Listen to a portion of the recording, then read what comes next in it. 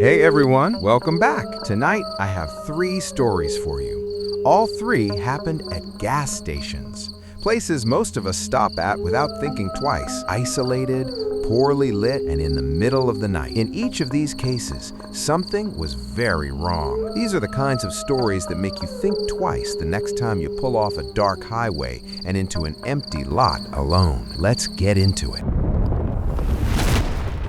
It was the summer of 2020. I was 27 years old and had just finished a 3-month work contract in Houston, Texas. I was a field technician for an industrial equipment company at the time, which meant I spent a lot of time driving between job sites across the state. Long drives were nothing new to me. I'd put over 40,000 miles on my truck in the 2 years I'd been doing that job. Driving alone at night on empty Texas highways was just part of the routine. I was comfortable with it in the way that people get comfortable with things they do over and over until the repetition turns into complacency. The contract had wrapped up on a Friday afternoon, and I was heading back home to Lubbock, which is about 6 hours northwest of Houston on I-27. My plan was to leave around 5 in the evening, stop somewhere around Abilene for dinner, and be home before midnight. That was the plan. The reality was that I got held up finishing paperwork and doing the handoff with the site supervisor, and by the time I actually got on the road, it was already 9 in the evening. I considered just staying one more night in Houston and driving back Saturday morning. That would have been the smarter decision. I knew I was tired. I'd been working 12-hour days for the last 2 weeks of the contract, trying to finish everything on schedule. My body was running on caffeine and stubbornness. But I wanted to sleep in my own bed. I wanted to be done with the job and back home, and so I decided I would push through and make the drive that night. The first couple of hours were fine. I had a playlist going and a large coffee from a last gas station I had stopped at just outside of Houston. The highway was mostly empty that time of night, which I liked. No traffic, no construction, just open road. I had done the drive enough times that my body almost knew the route automatically. The flat landscape of West Texas at night has a particular quality to it that I have always found oddly peaceful. No trees blocking the horizon, no hills or curves, just a straight black road and a massive sky full of stars above it. During the day, that same emptiness can feel oppressive, like the land is too big and you are too small inside it. But at night, with no other cars and the stars out, it feels different. It feels like the whole world has gone quiet just for you. I was somewhere around the town of Post, Texas, when I first started feeling the tiredness hit properly. Post is a small town in Garza County, population around 1,500, sitting right on the edge of the Llano Estacado, which is the massive flat plateau that covers most of West Texas. It is the kind of town that exists primarily as a waypoint for people passing through on their way somewhere else. There's not much there except for some grain elevators, a few churches, a Dairy Queen, and a handful of gas stations positioned along the highway for exactly the kind of situation I was now in. I noticed my fuel gauge was sitting just below a quarter tank and decided to stop and fill up. Even if I had not been tired, I would have stopped there. The next significant town on the route was another 40 minutes north, and I did not want to risk running low. I took the exit and followed the service road until I saw the station. It was a standalone place, not a chain I recognized, with a hand-painted sign above the canopy that just said gas and food in faded letters. The canopy itself covered maybe 8 pumps arranged in 2 rows.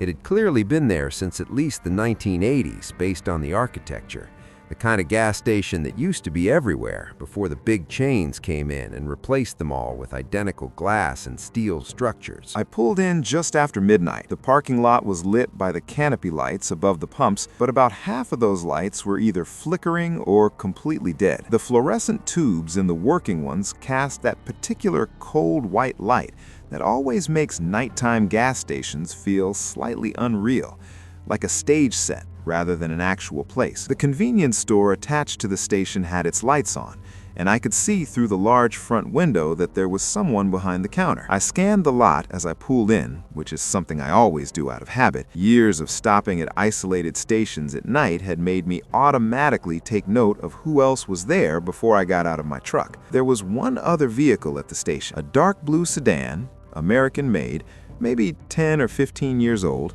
parked at pump 7 on the far end of the canopy. The far end was one of the sections where the lights were not working, so the sedan was sitting in near darkness. I could make out its general shape and color from the spill of light coming from the working pumps in the middle section, but not much detail. There was no one standing at the pump, no one visible near the car at all. I assumed whoever it belonged to had gone inside. I pulled up to pump 4, which had a working light and was the closest pump to the store entrance. I got out, felt the immediate warmth of the Texas night air, and stretched my back, which was tight from 6 hours of driving. I swiped my debit card, selected my grade, and started pumping. While the pump ran, I leaned against the side of my truck and checked my phone. A few texts from friends asking if I was back yet. A work email I decided could wait until Monday. Nothing urgent. I was standing there for probably 2 or 3 minutes, half watching my phone and half watching the pump display tick upward, when something made me look up. I want to be clear that nothing specific happened to make me look up. There was no sound, no movement in my peripheral vision, just that instinctive feeling of awareness that sometimes kicks in when something is not right in the environment around you, even when you cannot consciously identify what it is. I looked up from my phone and did a slow scan of the lot. The store cashier was still visible through the window, now talking to a customer who had appeared in the snack aisle. 2 people inside the store, nobody outside except me. I looked at the blue sedan at pump 7, still sitting there, window rolled up, engine appeared to be off, completely still. I looked at the dumpster along the side of the building, nothing there. I looked at the narrow strip of darkness between the station building and the open field that stretched away to the south, nothing visible there either. I went back to my phone. The pump was at about 12 gallons. I needed maybe 20 to fill the tank, so I had another few minutes to wait. I pulled up my music app and switched to a different playlist,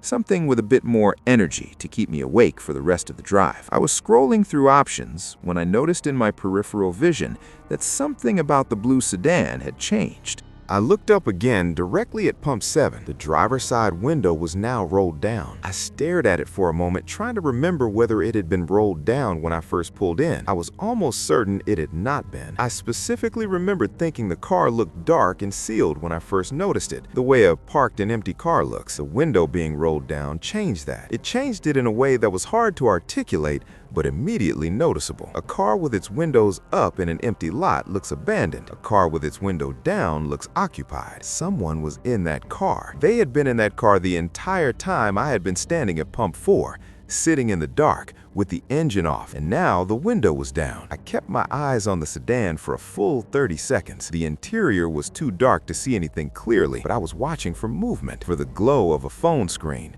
for any indication of a normal person doing a normal thing in their car. I saw nothing, just darkness inside the open window and the silhouette of the car against the unlit section of the canopy. The pump clicked off. I checked the display. 16 gallons. Not quite full, but close enough. I hung up the nozzle, replaced my gas cap, and got back in my truck faster than I normally would have. I locked the doors before I even started the engine. I sat there for a moment with the engine running and looked across the lot at pump 7 one more time. The sedan had not moved. The window was still down, and now, with my eyes adjusted to the distance and the angle slightly different from inside my truck cab, I could see just enough to make out the outline of a headrest with something against it. Ahead, there was someone sitting in the driver's seat, completely still, with the window down, facing in my direction. I backed out of my spot and pulled toward the exit. As I drove past the front of the store and turned toward the highway ramp, I watched the sedan in my mirror. It did not move. By the time I was back on I-27 heading north,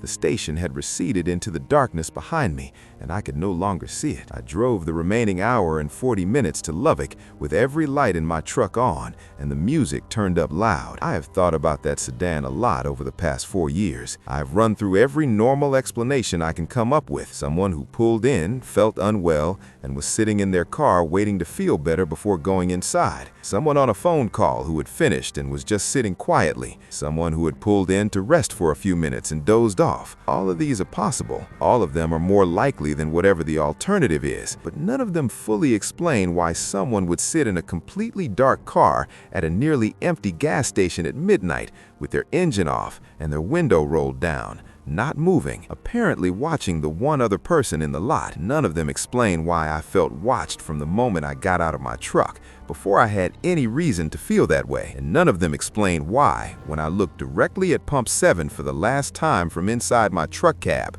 whatever was in that driver's seat appeared to be oriented exactly toward me. About 2 weeks after it happened, I was telling the story to a coworker named Dana who had grown up in the post area. She listened to the whole thing without interrupting, which was unusual for her. When I finished, she was quiet for a moment. Then she told me that particular station had a reputation in town. She could not tell me specifically what had happened there or when, just that there were stories that people who grew up nearby knew not to stop there after dark. I asked her why they did not just close the place down if something was wrong with it. She looked at me and said, "Some places just stay open." I did not push her further on it. I'm not sure I wanted to know more. I have not stopped at that station since. I rerouted my drive home after that, so I would not even pass the exit.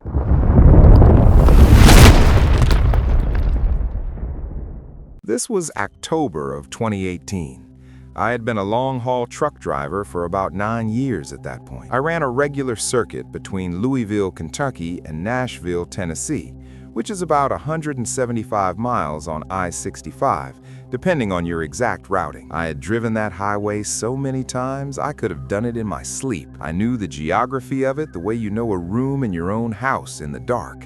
Every exit, every way station, every place worth stopping at, and every place worth avoiding. There was a gas station I had been stopping at regularly for about 2 years. It was positioned just off exit 91 near Elizabethtown, Kentucky, which sits almost exactly halfway between Louisville and Nashville.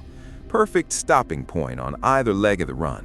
The place was independently owned, not a chain, which meant it had a slightly worn character to it that the corporate stations lack. Scuffed floors, a coffee machine that made genuinely good coffee rather than the watered-down version the chains serve, a bathroom that was actually clean. The overnight cashier was a man in his late 50s named Gerald, who I had gotten to know over 2 years of regular stops. He was the kind of person who remembered your name and your usual order without making a big deal about it. Reliable, steady, the kind of person whose presence makes a place feel safe. On the night in question, I was running the southbound leg, Louisville to Nashville, and had left the terminal in Louisville around 1:30 in the morning. Standard overnight run. The highway was almost completely empty that time of night in mid-October.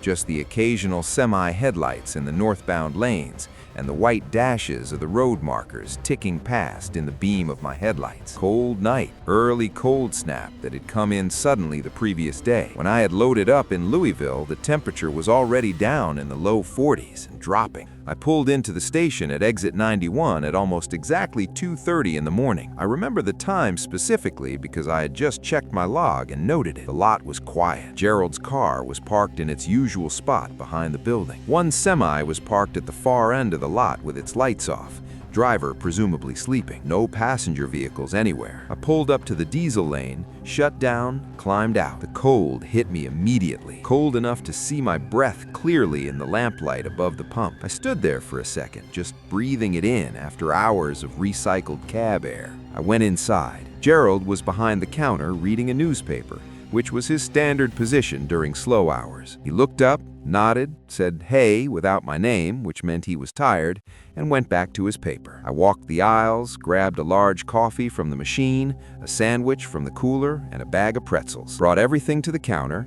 Gerald rang it up without looking at the screen. He had my usual order memorized. We exchanged about 4 sentences of conversation. Weather, road conditions, something about a football game he had watched earlier. Standard stuff. I paid, said goodnight, and walked back out to my truck. I climbed up into the cab, set my coffee in the cup holder, put my sandwich on the dash, and was reaching for the ignition when something caught my eye through the passenger side window. The passenger side of my cab faced the right side of the building, which was where the air and water station was located. It was a small alcove, maybe 8 feet wide, tucked between the main building wall and a concrete pillar that supported the edge of the canopy. There was no pump light covering that area. The only illumination was a small security light mounted at the corner of the building about 12 feet up, and it was one of those dim yellow sodium lights that barely does anything in the dark. There was a woman standing in that alcove. She was positioned between the air machine and the building wall, facing the wall. Her back was to me. Dark coat, floor length or close to it,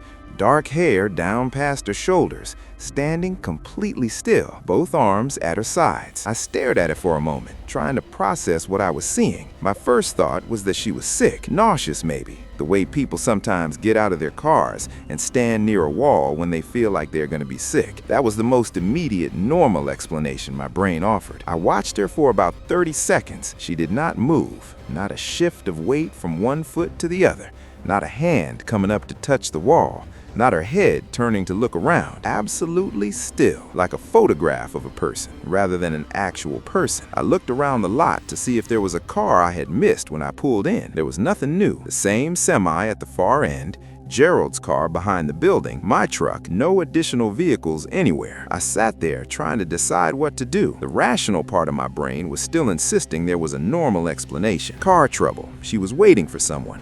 She had pulled over, feeling unwell, and was standing in the fresh air. All reasonable, but there was another part of my brain that was sending a very clear signal in the opposite direction.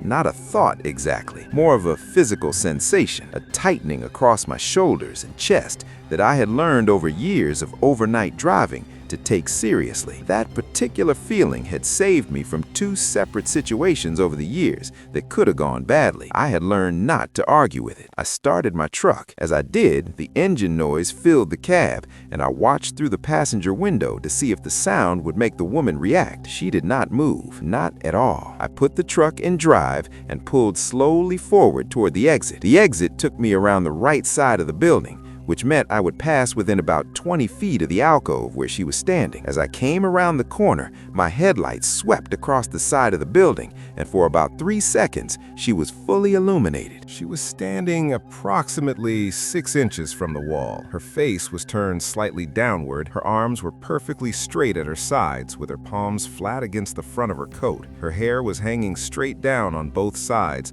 obscuring any view of her face from my angle. She did not react to the headlights at all. Not a flinch, not a turn of the head, nothing. The lights swept across her, and she remained in exactly the same position, as if the lights were not there, as if I was not there. I pulled out of the lot and back onto the highway ramp. I drove about 2 miles before I pulled onto the shoulder and sat there with my hazards on for a few minutes. I am not the kind of person who stops on highway shoulders in the middle of the night. That is objectively more dangerous than whatever I had just seen at a gas station. The fact that I did it anyway tells you something about my state of mind in that moment. I sat there going through everything I had just seen and tried to find the version of events where there was nothing wrong, where it was just a tired or unwell person standing oddly near a wall at 2:30 in the morning who happened to not react to headlights sweeping over her. I could construct that version. I just could not make myself believe it. I called the station from the shoulder. Gerald picked up on the second ring. I told him there was a woman standing on the right side of his building in the alcove near the air machine, and that she had been there since before I left, and that she was not moving. He was quiet for a second. Then he said he would go take a look. I stayed on the line. I heard the sound of a door opening, and then about 45 seconds of silence, and then the door again. He came back on and said there was nobody there. I asked him if there were any cars in the lot he had not seen before. He said no, same vehicles as when I had come in. I thanked him and hung up. I've gone over the geometry of it many times since then. The alcove where she was standing was not visible from inside the store. Gerald would have had no way of seeing her from his position behind the counter. By the time he went outside to look, she could have walked away in any direction, and he would not have been able to find her. That is the rational reconstruction. She was a real person who walked away before Gerald got outside. It is possible, but it does not explain the stillness. It does not explain the absence of a vehicle. It does not explain why she was standing 6 inches from a brick wall, facing it, with her arms straight at her sides at 2:30 in the morning in 40-degree weather. And it does not explain why she did not react at all to 3 seconds of direct headlight illumination from 20 feet away. I still stop at that station when I run the Louisville to Nashville leg. Gerald retired the following year, and there's a younger cashier there now who does not remember my order. The coffee machine was replaced with a worse one, but I still stop there. What I always do now before I get out of my truck is pull up alongside the building far enough that I can see the alcove before I go in. Every single time. I have never seen anything there again, but I always look. I always look before I get out.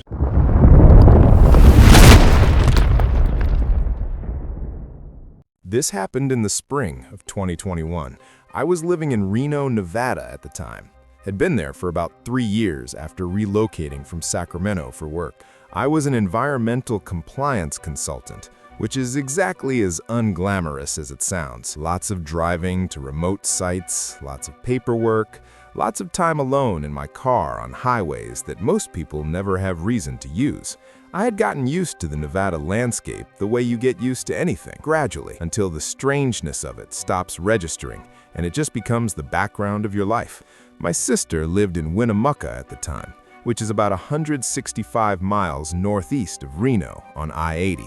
For those not familiar with that stretch of Nevada, it is remote in a specific and uncompromising way. Long, flat sections where the highway is perfectly straight for 15 or 20 miles at a stretch. Treeless landscape on both sides, mostly scrubland and alkali flats, with mountain ranges visible in the distance, but never getting any closer. Cell service drops in and out, the kind of road where if something went wrong, you would be waiting a long time for help. I had driven out to visit my sister on a Saturday and was planning to drive back Sunday evening. The visit was good. We had dinner, watched a movie, stayed up later than we should have, talking. By the time I got back on the road, it was after 10 at night. The temperature had dropped with the sun, the way it does in the high desert, going from warm afternoon to genuinely cold evening in the space of a few hours. I had my jacket in the back seat, but had not bothered to get it out when I got in the car, which I regretted about 20 minutes into the drive, when the heater was still warming up. I was about 50 miles out of Winnemucca, somewhere around the small town of Imlay, when I noticed my fuel gauge sitting just above empty. I had forgotten to fill up before leaving Winnemucca, which was a significant oversight given where I was. Imlay itself has maybe 300 residents, and I was not certain it had a working gas station. The next confirmed option was Lovelock, another 25 miles east. I did the math and decided I could make it, but it would be close. I put the car in a slightly lower gear to reduce fuel consumption, turned off the air conditioning, even though the heater was barely keeping up with the cold, and drove carefully. I made it to Lovelock with the fuel light on and what felt like prayer. Lovelock is a small city of about 2,000 people, the county seat of Pershing County, sitting in the Humboldt Valley at the edge of the Lovelock Valley. It has enough of a highway presence to have several gas stations. I took the first exit I saw and followed the signs to the nearest station. It was a small independent place, 2 pump rows, 6 pumps total, a single-story convenience store with barred windows and a hand-lettered open sign in the door. Fluorescent lighting inside the store visible through the front window, exterior lighting that was adequate but not generous. The lot was empty when I pulled in, except for an older model pickup truck parked along the right side of the building. Not at a pump, not in a marked parking space, just pulled up against the wall of the building with its engine running. I noticed it because you notice a running engine in an empty lot. The exhaust was visible in my headlights, a steady plume rising in the cold air. I pulled up to pump 3, which was the closest to the entrance, got out. The cold was immediate and sharp. Probably in the mid-30s at that point. I hunched my shoulders against it and started the pump. The card reader accepted my card on the first try, which felt like a minor victory. I selected my grade, waited for the authorization, and started pumping. Stood there with my hands in my pockets, watching the counter tick upward. The lot was quiet. Highway noise in the distance, the mechanical sound of the pump, the faint idle of the pickup truck engine on the other side of the lot. I had been standing there for maybe 90 seconds when I heard footsteps, not from the direction of the store, not from the direction of the running pickup truck, from behind me, directly behind me, close. I turned around. There was a man standing between pump 3 and pump 4, approximately 12 to 15 feet away from me. I had not heard a car door. I had not heard footsteps approaching from a distance. He was simply there, standing between the pumps, looking directly at me. He was heavy-set, maybe late 50s or early 60s, wearing a dark canvas jacket and dark pants. His hands were at his sides. He was not holding anything. He was not walking toward a pump. He was not looking at his phone or searching his pockets for a wallet. He was standing completely still between the pumps, looking at me with an expression I could not read clearly in the ambient light of the station. I said, "Hey," standard acknowledgement, the kind you give a stranger at a gas station at night when they appear suddenly and you want to establish normalcy. He did not respond. He did not nod. He did not blink that I could tell. He just looked at me. His face was not hostile. It was not threatening in any way I could specifically identify. It was simply blank, attentive, and blank. The way a person's face looks when they are watching something carefully and have no particular feeling about what they are watching, like a person watching traffic. Neutral, focused, empty. I turned back to the pump. The counter was at 6 gallons. I needed at least 10 to feel comfortable getting back to Reno. I kept the man in my peripheral vision on the right side. He had not moved. I looked at the store window and could see the cashier behind the counter. A young guy, maybe 20 years old, looking at his phone. I thought about waving to get his attention, but I was not sure exactly what I would be communicating. I had not been threatened. Nothing had happened except a man had appeared between 2 gas pumps and was standing there looking at me without responding to a greeting. That is strange. That is deeply uncomfortable, but it is not an emergency. I pulled out my phone and called my sister. She picked up on the 3rd ring, surprised to hear from me since I had just left. I told her I was filling up in Lovelock and asked her about her work schedule the following week. Normal conversation. I kept my voice casual. I was not calling because I needed to talk to my sister. I was calling because I wanted to be connected to another human being, and I wanted whoever was standing between the pumps to know I was connected to another human being. The phone call was a signal. I am not alone. Someone knows where I am. My sister talked about her work schedule. I said the right things in the right places, and I watched the man between the pumps in my peripheral vision. He did not react to the phone call. He did not move. He stood there for the entire duration of the conversation, which was about 4 minutes, in exactly the same position, with exactly the same expression, looking in my direction. My sister asked if I was okay because I was quieter than usual. I told her I was just tired from the drive. We said goodnight. I hung up. The pump counter was at 14 gallons. I decided that was enough. I hung up the nozzle, replaced my gas cap, and walked around to my driver's side door without turning my back fully to the man. He tracked me with his gaze as I moved, not with his whole body, just his eyes and his head, turning slowly to follow my movement around the car. I got in, locked the doors, started the engine, took a breath. Before I pulled out, I looked directly at him through my windshield. He was looking directly back at me through the windshield. 12 feet of cold Nevada air and 2 panes of glass between us. He was standing exactly where he had been standing since I first saw him. He had not moved forward, had not moved back, had not turned away, just stood there between Pump 3 and Pump 4 in the empty lot of a gas station in Lovelock, Nevada at 11:15 at night, looking at my car with that same neutral, attentive expression. I pulled forward and turned toward the exit. As I passed the pump lane, I had to drive within about 8 feet of him. I kept my eyes on the exit ahead of me and watched him in my peripheral vision as I passed. His head turned to follow my car, slowly, steadily, tracking me the way a security camera tracks movement. No urgency, no expression, just the slow rotation of his head following my trajectory through the lot. I turned onto the service road and accelerated toward the highway on-ramp without looking back. I pulled forward and turned toward the exit. As I passed the pump lane, I had to drive within about 8 feet of him. I kept my eyes on the exit ahead of me and watched him in my peripheral vision as I passed. His head turned to follow my car, slowly, steadily, tracking me the way a security camera tracks movement. No urgency, no expression, just the slow rotation of his head following my trajectory through the lot.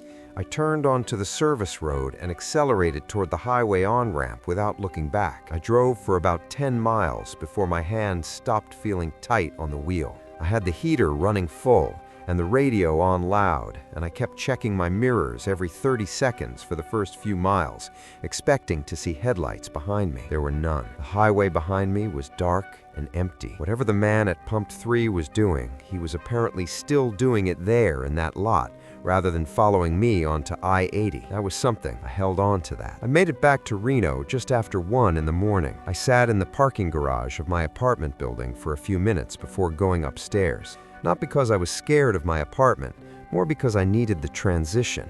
I needed a few minutes of just sitting in a stopped car in a lit space before I could move on to the next normal thing. I went upstairs, made tea I did not drink, and sat at my kitchen table for about an hour, thinking through every part of what had happened.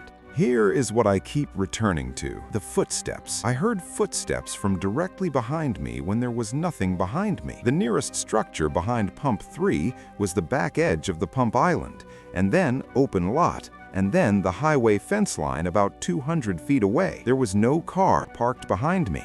There was no reasonable place a person could have been standing that would account for footsteps coming from that direction and that proximity. And yet, when I turned around, he was there, already still, already looking at me, not approaching, not retreating, already there and already watching, as if he had been watching for some time, and the footsteps were simply the sound of arrival at a position he had already decided on. I looked up the station afterward. It is a real place. It is still open. There are a handful of reviews online, mostly from truckers and road trickers commenting on the basics.